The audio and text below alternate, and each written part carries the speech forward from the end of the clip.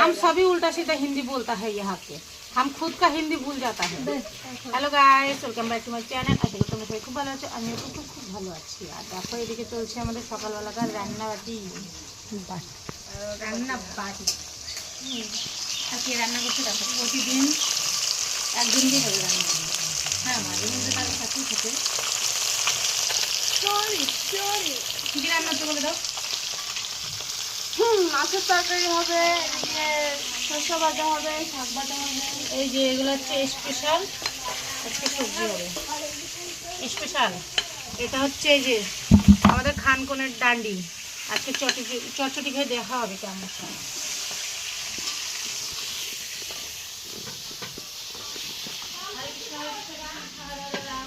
আমার বেটু আমার বড় মা ফুচকা বাচ্চেছে।